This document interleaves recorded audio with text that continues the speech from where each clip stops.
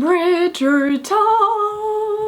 Wow, that's flawless. Bridgerton costumes. If you thought you're getting a Jane Austen style show, you're mistaken. I'd say the overall mood of the series is like Jane Austen fanfic or like Regency era fanfic in general. As in, it's how we imagine Regency era was like. It also, maybe it's just me, but it also feels very what Americans think British people are like. So before we jump into costumes, just a disclaimer that yes, I do understand that not everything has actually, damn it, my clock is ticking, I should silence it. So yeah, I do know that not everything about costume design when it comes to period dramas has to be about accuracy. Accuracy. And a lot of it is the designers and the showrunners' preferences. It embodies the ideas they had about the show. But I still like to analyze what would, you know, fit into era that the show is set in and what is like a total no-no. So I was thinking about it and I don't think I will do the usual unpacking of like every character's styles and particular dresses because, well, there's a lot of people and there is a lot of costumes in this series. But focusing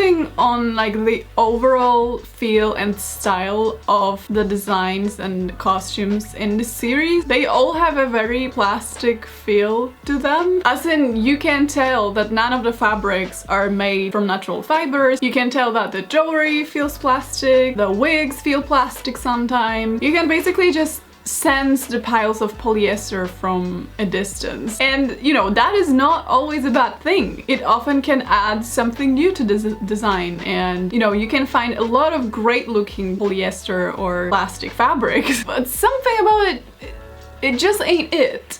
I found this really interesting interview with the show's costume designer, and I can't pronounce the name, but where it said that the fashion in Bridgerton is an interpretation of what people would have been wearing at the time, but with a contemporary upgrade. For example, the Featherington family wears floral prints in bright pinks, yellows and oranges, which feel more 2020s than 1810s. And the heavy jewel embellishments on the gowns are more extravagant than they would have been in the actual time period. So the designer wanted to overlay the look of the Regency era with a bit of a modern sensibility, make it aspirational, intriguing, and with somewhat of a layer that would actually be very imaginative. Modernizing historical clothing for the sake of storytelling works best when you respect the basic fashion rules of the era. Respect the drip, Karen. For example, in The Favorite, they used completely modern fabrics, but it wasn't as jarring because the silhouette of the mantua dress, which was the most common dress at the time, was still there. Characters also have pretty historically accurate hairstyles, so even though the costumes are nothing that would have been worn in 1704 or whenever it's set, you still get the feel of the era while at the same time achieving the unique aesthetic that the designer had in mind. I think the same goes with Anna Karenina to a certain degree. Some costumes are more 1950s Dior than 1870s Russia, but because they stuck to a particular silhouette, the bustle dresses, the tight bodices, the off-shoulder sleeves in ball gowns, you just don't feel taken out of the story. The biggest problem for me with modernizing historical fashion is that in order for it to really work, you have to have a clear understanding of what you're modernizing. Because, you know, you could say those awful cheap Halloween costumes are modernized too, but are they good?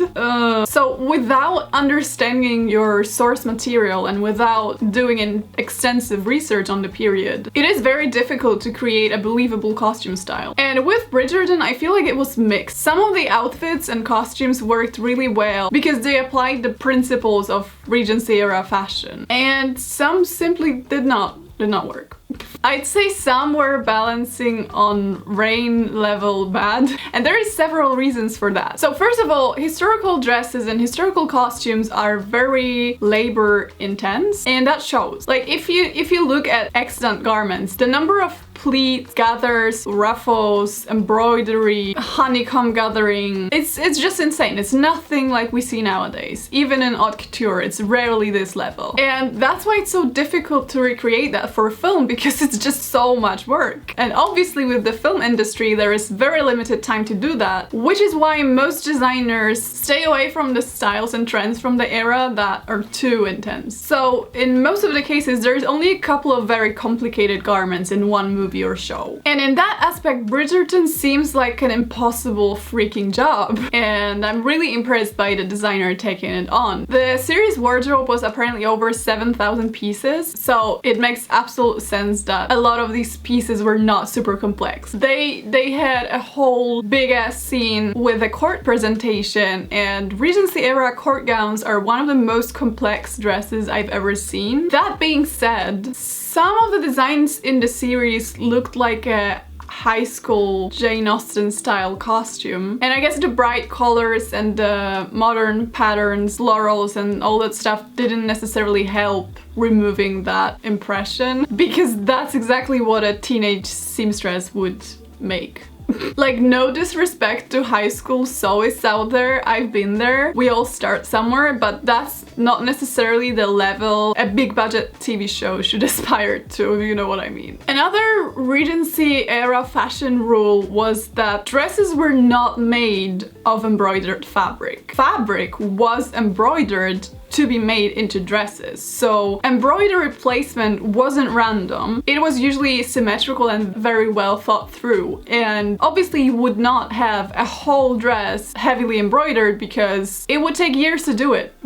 Like, they did it by hand. And no one was that rich. And it's something that a regular viewer probably won't notice, but to me it made a lot of difference. Like, think about the embroidered pink dress in Emma, which was based on an extant garment. Think about embroidery placement there versus Daphne or Featherington sisters' dresses. Another thing is the fit. So despite the whole, ooh, we only wear dresses once and then throw them away and we buy new ones trope, Regency era women actually didn't own that many clothes. Every single piece was handmade. It was pre-sewing machine era. It was extremely expensive. The fabric was expensive, and you simply couldn't afford a new gown for every ball you attend. Most of the wealthy people usually got new stuff at the very beginning of the season for the whole season, which lasted a couple of months. And that one or two dresses would have been impeccably fit. And not fit as in, damn, Miss Bridgerton, you look fit. But fit as in actually fitting your body perfectly. And not a single piece of fabric would be redundant, simply because you just couldn't afford that. And dresses back then were also made in a way that allowed numerous alterations. So depending on whether you lost weight, you gained weight, your body changed, you would just alter your dress to make it fit you better. It wasn't that uncommon to take a little bit in or a little bit out to adjust the dress to your changing body. And some dresses in the series, well, they just don't fit. They don't fit. One of my biggest pet peeves with Regency era is the over boob bodice, which is when the bodice is too short and cuts your boobs in half and you can see the rest of the boob peeking out like underneath the bodice. It's just, you know, I've been there, I've done that myself. It ain't right. If you can show off your boobs, why not do that, you know? Another thing is timing inconsistency. So the show is apparently set in 1813, that's what they say at the very beginning. Then we have flashbacks to Simon's childhood, and Lady Danbury wears 1780s fashions, which kind of makes sense if you count like how young he would be back then. But back in 1813, the Queen and her court is dressed in something that looks 1770s, sometimes even earlier than that, like 1760s, 50s. And that, on the other hand, doesn't make a lot of sense at all. Because while it is true that older people didn't follow fashions as closely and they often, you know, stuck to the older style, those dresses would mean not only that Queen Charlotte is wearing something that is 50 years old or is made in a style that was fashionable 50 years ago, but it will also mean, judging by the character's age, that she's wearing something that was fashionable back when she was a child. And don't even get me started on those awful court wigs that look nothing that ever existed in history. I think the closest they come is, I don't know, 1750s, which is when Queen Charlotte was like 7. And you know, not gonna lie, Regency era British courtwear dresses were kind of a mess. It was somewhat comical, I would say, because the fashionable silhouette was narrow skirts and raised waistlines, whereas the court still demanded ladies to wear hoop skirts, which resulted in like some fashion atrocities, let's just say that. But they didn't just, you know, dig up the dresses that were 40 years old and wear them. No, they took the modern fashions, they adapted the modern fashions, and they wore hairstyles that were completely fashionable. They tried to merge Regency fashions with hoop skirts, which of course looked pretty awful, like it's just not working. And you know, Queen Charlotte wore robes a la Française and big white hair and all that jazz, but she did it like 40 years prior, back when it was fashionable. When fashions changed, and you can see that on her portraits, her fashion style also changed. She adapted to the new style anyway. There is a couple of historical abominations throughout the show, mainly the corset trope. If you watch my channel regularly, you know I ain't got no time for corset bullshit. And Bridgerton, unfortunately, perpetuates the killer corset trope from the very first scene. If someone wanted to shoot something especially to piss me off, that's what you would do. You would just put it in the first minute. What I'm most pissed about is not like portraying corsets as those bad torture machines, because we've seen that before. There's nothing new in that, you know. It's a very popular stereotype. But it's just like not understanding the basic physics of a corset. First of all, not only are corsets in the show worn without any type of undergarments, which results in like painful bloody chafings, which totally makes sense. Like, if you have a garment that can protect you from that, why use it? But they are also worn extremely tight, which absolutely makes no sense. It's the Regency era. They're stays. They're fully made of cotton. They feature no boning. So trying to make them tighter to make your waist nipped in more would be kind of pointless. Not to mention it could easily damage the corset because metal eyelets were not invented yet, so you would just tear the corset apart. I honestly fail to see the logic in making your corsets tighter so your waist looks nice and then completely covering it with loose skirts because the waist is raised and you can't see your natural waist at all. Make it make sense. Stays are basically like a cotton bra waistcoat.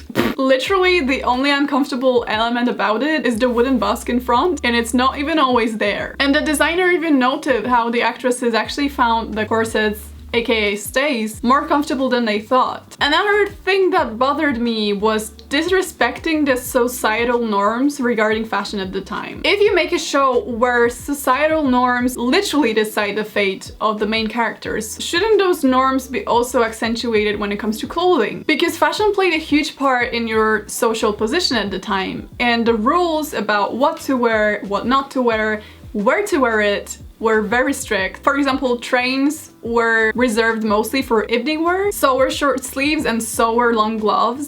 Speaking of which, I don't think they used leather gloves in the show. I'm pretty certain they'd used some type of stretchy fabric, and I did not appreciate that. Your boobs would usually be covered for the day, and middle-aged married women would most certainly wear caps, which of course didn't happen because we hate caps. Hidden underneath a cap. And Ew!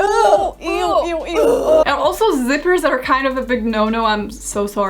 I think the biggest historical abomination in the series in a form of a character is the character of Mrs. Featherington. You know, mixing a retro influence with historical clothing is absolutely nothing new. We've seen it in Cinderella, we've seen it in Anna Karenina, we've seen it in Outlander, but it's kind of like making a magic potion. You have to mix the ingredients really well, otherwise it will explode. It will explode. Mrs. Featherington's character has a hairstyle that is kind of 1960s or 1940s, depending which side you look at. She has a 2010 style makeup, but I think the weirdest part of her look is her silhouette. What is that? What's going on? So for some reason, they thought it would be a good idea to take a Regency era silhouette, which is, you know, loose, flowy skirts, very raised waistline that ends right under your boobs, very pushed up boobs. So they decided to take that and make it tight and fitting.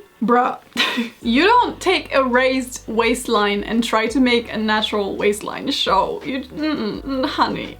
It's just not right. Regarding colors, the designer said something really interesting. If you open up a Harper's Bazaar magazine of December 100 years ago, it would be dull, it would be faded, the pages could be yellowed, and it could be kind of tattered, right? She says. But when you open up Harper's Bazaar today, it's crisp, it's clear, it's hued, it's either intense or pale, or however the photographer feels about the subject that is being photographed. It's rich and it's of the moment and it's clean, right? And I actually agree with that. The richness of colors that were used in the clothing back then is kind of lost nowadays, because we look at extant dresses with faded dyes and we look at faded fashion plates and old paintings and we go, well, I guess that's what it looked like back then. And we tend to ignore that rich people loved vibrant colors. They were obsessed with vibrant colors. Also because the colors that rich people could afford were so much more vibrant and so different to what poor people could achieve with their like cheap herb plant dyes. Obviously, some of the colors would not have existed back then. A lot of them were like fluorescent or just straight up hues that didn't exist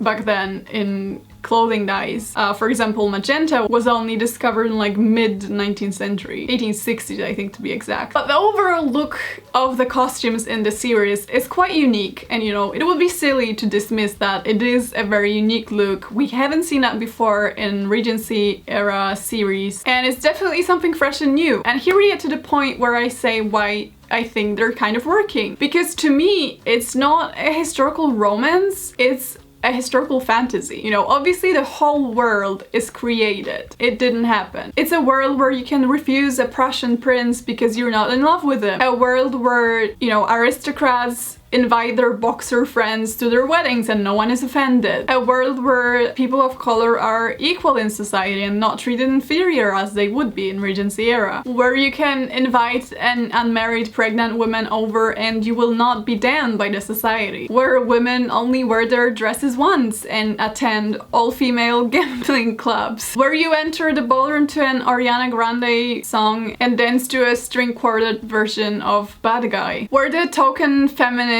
character is self-aware and hates her place in society and wants something more in life. Where Queen Charlotte ships the main characters and is okay with just being pushed around for the sake of the love story. And now go